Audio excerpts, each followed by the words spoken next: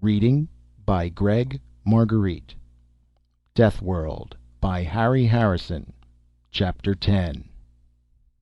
There were empty rooms in one of the computer buildings. These were completely sealed to keep stray animal life out of the delicate machinery. While Meta checked a bedroll out of stores, Jason painfully dragged a desk, table, and chairs in from a nearby empty office. When she returned with a pneumatic bed, he instantly dropped on it with a grateful sigh. Her lip curled a bit at his obvious weakness. "Get used to the sight," he said. "I intend to do as much of my work as I can while maintaining a horizontal position. You will be my strong right arm. And right now, right arm, I wish you could scare me up something to eat. I also intend to do most of my eating in the previously mentioned prone condition."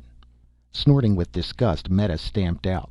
While she was gone, Jason chewed the end of a stylus thoughtfully, then made some careful notes. After they had finished the almost tasteless meal, he began the search. "Meta, where can I find historical records of Pyrrus?" "I've never heard of any. I really don't know." "But there has to be something, somewhere," he insisted. "Even if your present-day culture devotes all of its time and energies to survival, you can be sure it wasn't always that way. All the time it was developing, people were keeping records, making notes. Now, where do we look? Do you have a library here?" "Of course," she said. "We have an excellent technical library. But I'm sure there wouldn't be any of that sort of thing there." Trying not to groan, Jason stood up. "Let me be the judge of that. Just lead the way." Operation of the library was completely automatic. A projected index gave the call number for any text that had to be consulted. The tape was delivered to the charge desk 30 seconds after the number had been punched. Returned tapes were dropped through a hopper and refiled automatically. The mechanism worked smoothly. "Wonderful," Jason said, pushing away from the index. "A tribute to technological ingenuity. Only it contains nothing of any value to us. Just reams of textbooks." "What else should be in a library?" Meta sounded sincerely puzzled. Jason started to explain, then changed his mind. "Later we will go into that," he said. "Much later. Now we have to find a lead. Is it possible that there are any tapes or even printed books that aren't filed through this machine?" "It seems unlikely, but we could ask Polly. He lives here somewhere and is in charge of the library, filing new books and tending the machinery." The single door into the rear of the building was locked, and no amount of pounding could rouse the caretaker. "If he's alive, this should do it," Jason said. He pressed the "out of order" button on the control panel. It had the desired effect. Within 5 minutes the door opened and Polly dragged himself through it. Death usually came swiftly on Pyrrus. If wounds slowed a man down, the ever-ready forces of destruction quickly finished the job. Polly was the exception to this rule.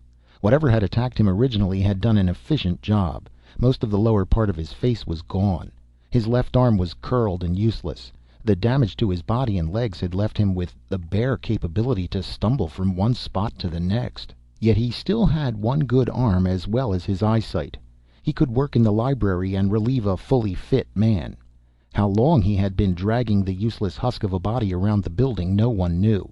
In spite of the pain that filled his red-rimmed, moist eyes, he had stayed alive, growing old. Older than any other Pyrran as far as Jason had seen. He tottered forward and turned off the alarm that had called him. When Jason started to explain, the old man took no notice.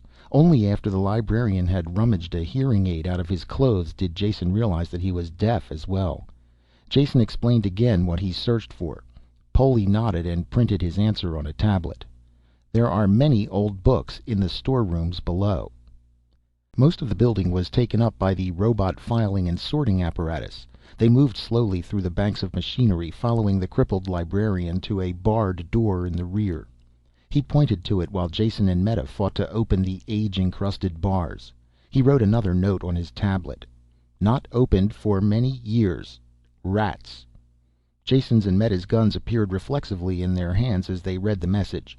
Jason finished opening the door by himself. The two native Pyrrans stood facing the opening gap.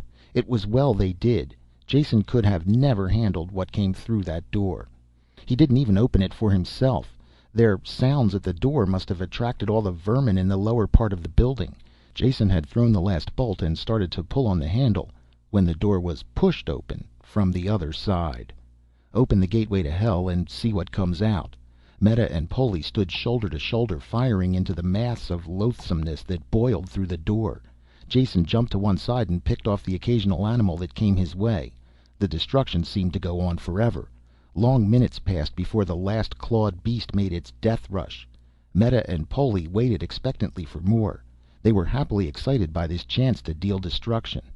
Jason felt a little sick after the silent, ferocious attack, a ferocity that the Pyrrans reflected. He saw a scratch on Meta's face where one of the beasts had caught her. She seemed oblivious to it. Pulling out his med kit, Jason circled the piled bodies. Something stirred in their midst, and a crashing shot plowed into it. Then he reached the girl and pushed the analyzer probes against the scratch. The machine clicked and Meta jumped as the antitoxin needle stabbed down. She realized for the first time what Jason was doing.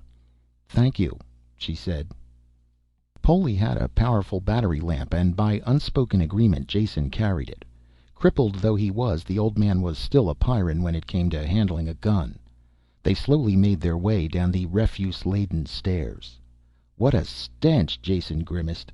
At the foot of the stairs they looked around. There had been books and records there at one time. They had been systematically chewed, eaten, and destroyed for decades. "I like the care you take with your old books," Jason said disgustedly. "They could have been of no importance," Meta said coolly, "or they would be filed correctly in the library upstairs." Jason wandered gloomily through the rooms. Nothing remained of any value. Fragments and scraps of writing and printing, never enough in one spot to bother collecting.